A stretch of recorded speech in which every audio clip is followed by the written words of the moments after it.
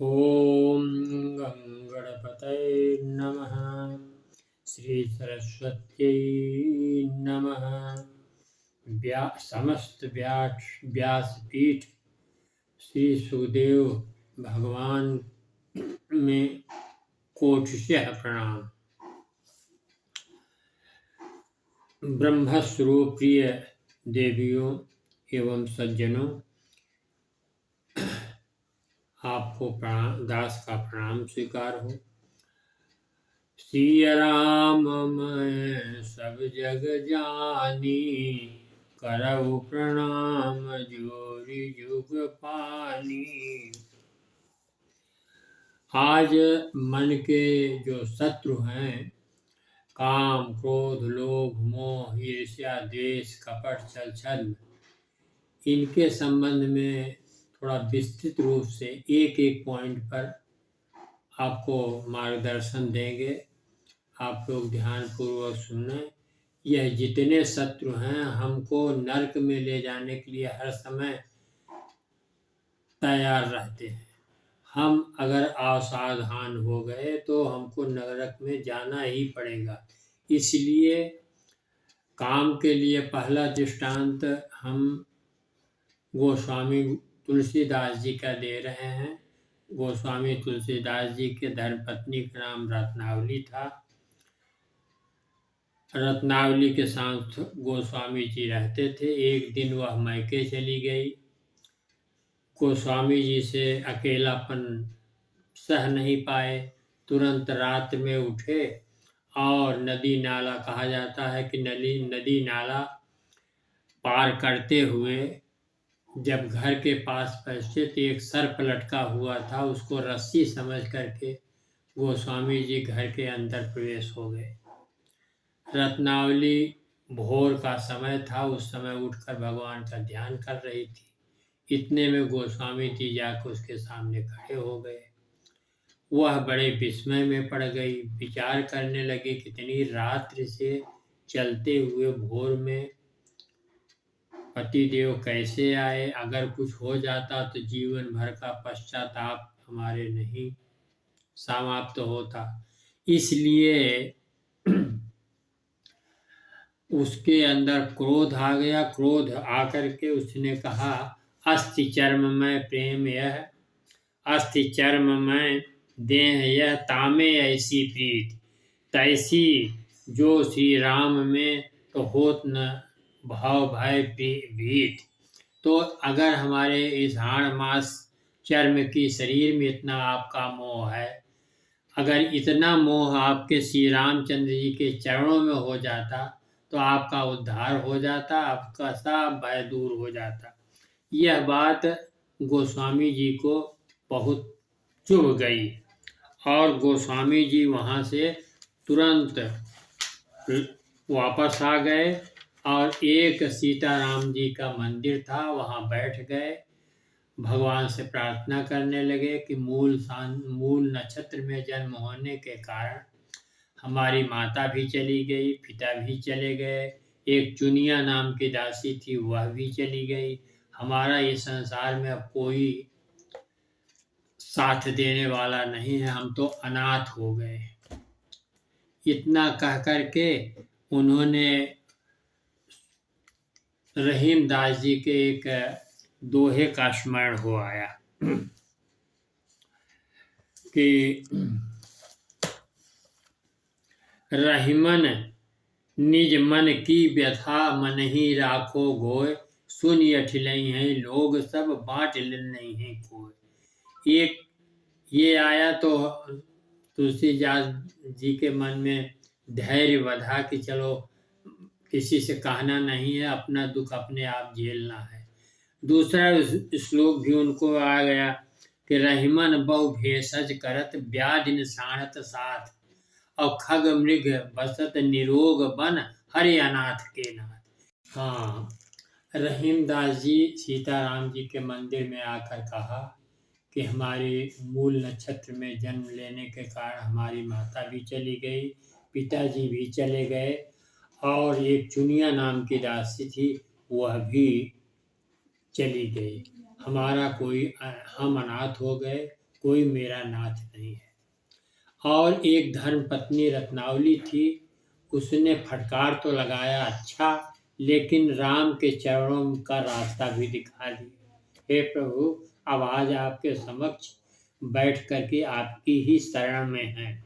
और वहीं धुन लग गई गोस्वामी तुलसीदास जी को। कहते हैं कि रामायण के रामचरितमानस लिखने के पहले उन्होंने 99 करोड़ 99 लाख 99,999 यानी 9 का जो है उन्होंने राम नाम जप कर लिया। भगवान को भी व्याकुलता हो गई कि हम अपने भक्त से दर्शन प्राप्त करें, लेकिन माध्यम तो कोई न कोई बनता ही है। भगवान ने एक प्रेत को माध्यम बना दिया, हनुमान जी को माध्यम बना दिया। और यह दोहा सबको ज्ञात होगा कि चित्रकूट के घाट पर भई संतन के वीर, तुलसीदास चंदन घिसें और तिलक दे रघुवीर। इतना सुनकर इतना हनुमान जी बाद में तुलसीदास गोस्वामी तुलसीदास जी श्री रामचंद्र जी और लक्ष्मण जी को नहीं पहचान पाए, लेकिन भगवान ने जैसे चंदन दिया उसे उनको सब ज्ञान प्राप्त हो गया। तो ये भगवान की अहेतु की कृपा है, अपने भक्तों पर सदा सदा ध्यान देते हैं, उसका उद्धार करते हैं। आज गोस्वामी जी का सारे शास्त्रों का ज्ञान हो गया, सब कुछ प्राप्त हो गया, तब रामचरितमानस की रचना प्रारंभ कर दी। अब इनका यहीं समाप्त होता है। अब हम नारद जी का थोड़ा सा आपको प्रश्न बताते हैं। शीलनिधि राजा की कन्या विश्व विमोहिनी थी, तो वह जो है हाथ शीलनिधि राजा ने विश्व विमोहिनी का हाथ नारद जी को दिखाया। तो नारद जी जब उसका हाथ देखे तो यह चौपाई तुलसीदास जी ने लिखा कि जो यह बरई अमर सोई होई। तो एक तो अमर होने की जिज्ञासा नारद जी को प्राप्त हो गई, दूसरी जिज्ञासा समर भूमि ते जीत न कोई, और कोई भी रण क्षेत्र में हमको जीत भी नहीं सकेगा, दूसरी जिज्ञासा हो गई। और तीसरी जिज्ञासा होती है सेवं सकल चराचर ताही, सारे लोग चर अचर सब सेवा उसकी करेंगे। बरई शील निधि कन्या सोई, उसी को जो कन्या जिसको बर लेगी उसके पास इतना ज्ञान वरदान प्राप्त हो जाएगा। तो इस प्रकार से वह जो है भगवान वो नारद जी को हुआ कि हमको ही यह कन्या क्यों न प्राप्त हो जाए। इसलिए विचार करने लगे तो सोचा हम तो साधु संत हैं, करतर बीड़ा और भगवान का नाम हर समय जपते रहते हैं, हमको सुंदर शरीर की आवश्यकता है। तो भगवान के पास कहते हैं कि जही विधि होई नाथ हित मोरा, करऊ सो बेगी दास मैं तोरा। देखिए, इतना भजन करने के बाद यह सुंदरताई मांगने के समय भी तुलसीदास जी संभल गए कि यह विधि होई और हम आपका दास भी हूँ। तो भगवान ने कहा कि यह विधि होई परम हित, नारद सुनो तुम्हार, सोई हम करत न आन कछु, बचन न मिखा हमार। जो आप चाहते हैं हम वैसा ही आपको करेंगे। लेकिन विश्व विमोहिनी जाकर के नारद जी का भगवान ने शरीर तो सुंदर दे दिया, लेकिन मुख बंदर का दे दिया। नारद जी स्वयंवर में जाकर के बैठ जाते हैं, लेकिन विश्व विमोहिनी इनकी तरफ देखती भी नहीं है, उछल उछल कर दूसरी तीसरी जगह बैठ रहे हैं। वहाँ शिव जी के 2 गण थे, वो देख देख कर मुस्कान भर रहे थे, और अंततोगत्ता उन्होंने कह भी दिया कि जाकर अपना मुँह तो पानी में देख लो। इतना नारद जी सुनकर चले गए, और मुख देखा तो बंदर का, शरीर बड़ा सुंदर। नारद जी को क्रोध आ गया, तो क्रोध आने के बाद नारद जी अपने क्रोध को संभाल नहीं सके और अपने इष्ट देव को ही उन्होंने श्राप दे डाला। क्या श्राप दिया कि बंचहु मोहि जमन धरि देहा सोई तनु धरऊ श्राप ममएहा। जिस शरीर से आप हमको छल कर रहे हैं, छला है, ठीक यही शरीर आप अपनी पत्नी के वियोग में दर दर रोएंगे, भटकेंगे। और जो बंदर, जो शिव के गण हमको देखकर हंस रहे थे, यही बांदरी सेना आपका मदद करेगी। इस प्रकार वहाँ पर जो है नारद जी का साफ हो गया। तो देखिए क्रोध जो आया तो उससे कितनी बड़ी हानि होते होते भगवान ने उनको बचा लिया। और फिर उन्होंने, नारद जी ने फिर भगवान की भक्ति तो होगी। नारद जी भगवान के मन हैं। जहाँ मन भगवान का जाता है वहाँ नारद जी प्रकट हो जाते हैं और सबका कल्याण करते हैं।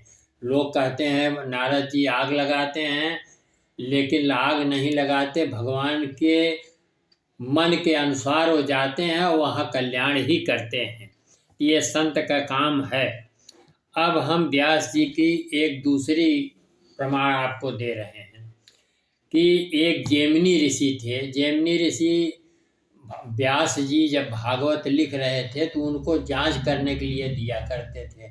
जांच करते करते एक जगह उन्होंने यह व्यास जी से प्रश्न उठा दिया कि विद्वानों को कभी काम नहीं सताता। तो व्यास जी चुप हो गए और व्यास जी ने उनकी तुरंत परीक्षा लेना शुरू कर दिया। और परीक्षा कैसी कठिन लिया कि एक स्त्री जो है महीन वस्त्र पहन करके और एक वृक्ष के नीचे से जा रही थी। उस समय जो है बरसात होने लगी तो उसी पेड़ के नीचे वह बैठ गई और जैमिनी ऋषि अपनी कुटिया में जो है राम राम कर रहे थे। इस स्त्री को देखा तो भयवश उसको बुला नहीं पाए। स्त्री भी उधर देखी भी नहीं, लेकिन ये बार बार मन में इनको कचोट होने लगा। तो इन्होंने स्त्री से कहा कि तुम आश्रम में आ जाओ और बरसात हो रही तो फिर निकल जाना। उसने कहा हम किसी के आश्रम में नहीं आती। थोड़ी देर बाद बरसात और तेज हो गई। फिर कहा इन्होंने तो आ गई इनके आश्रम में। आश्रम में आई जब, तब देखा इन्होंने तो थोड़ी ही देर में इन्होंने प्रश्न किया उस कन्या से कि क्या तुम्हारा विवाह हुआ है अथवा नहीं।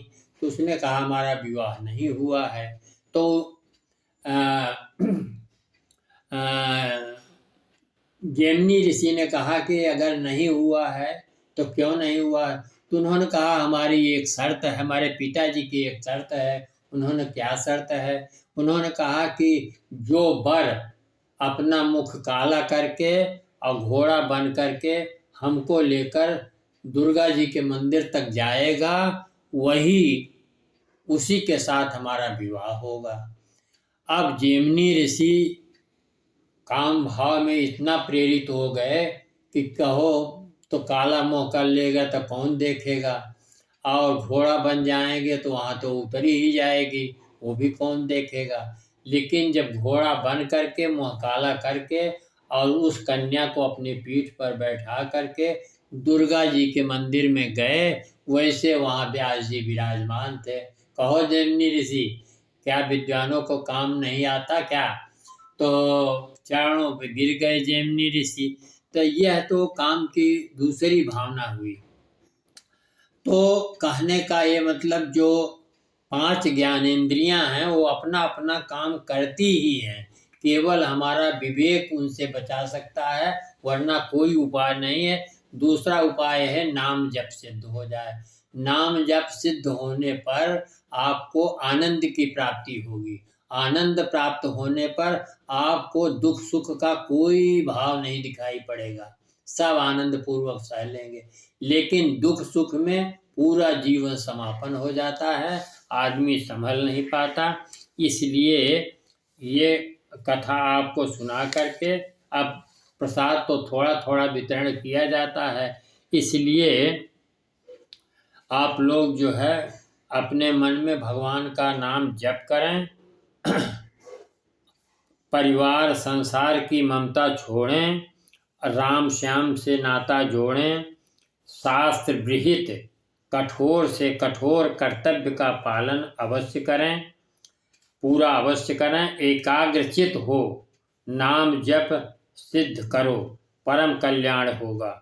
सीताराम राम राम राधे श्याम श्याम श्याम, सीताराम राम राम राधे श्याम श्याम श्याम, सीताराम राम राम राधे श्याम श्याम श्याम, सीताराम राम राम राधे श्याम श्याम श्याम, सीताराम राम राम राधे श्याम श्याम श्याम।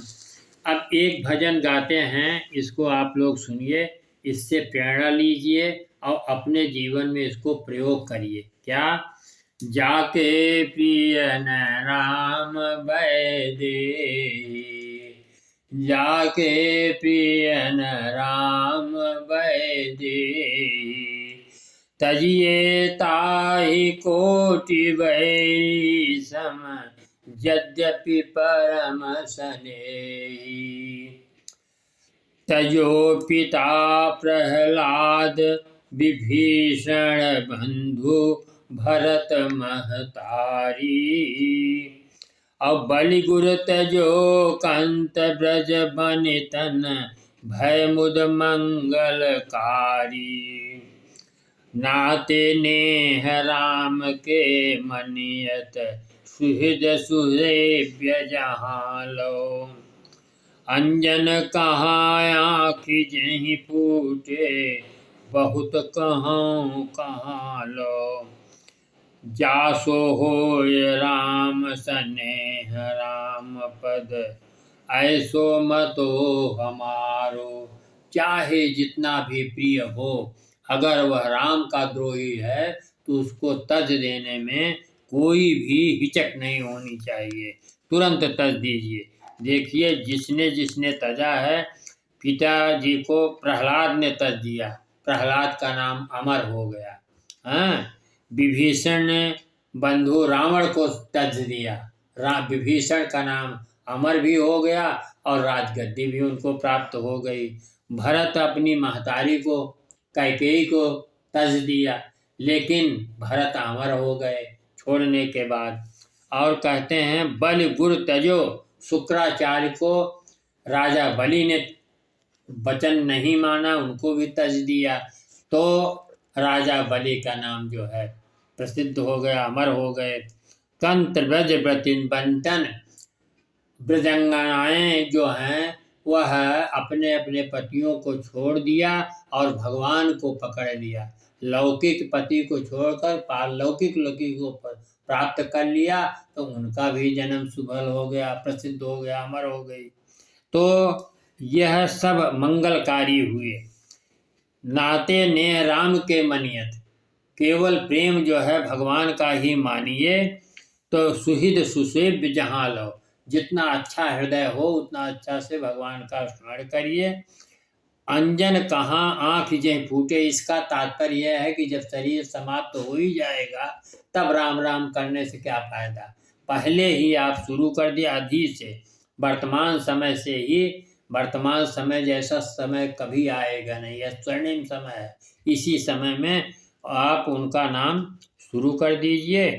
बहुतक कहूँ कहाँ लो, और तुलसी सो सब भांति परम हित, पूज्य प्रांते प्यारे, जय जासो होए स्नेह राम पद, ये तो मतो हमारा। अपना मत तुलसीदास जी ने कहा है। इस भजन के साथ यही समाप्ति करते हैं, थोड़ा थोड़ा जो है समाप्त करते हैं, थोड़ा थोड़ा जो है प्रसाद आप लोग इसको अपने जीवन में उतारिए और जीवन को भक्तिमय बनाइए। बोलो सियावर रामचंद्र की जय, उमापति महादेव की जय, पवन सुत हनुमान की जय, बोलो सब संतन की जय, बोलो सब भक्तन की जय, बोलो आदिशक्ति जगदम्बा मैया की।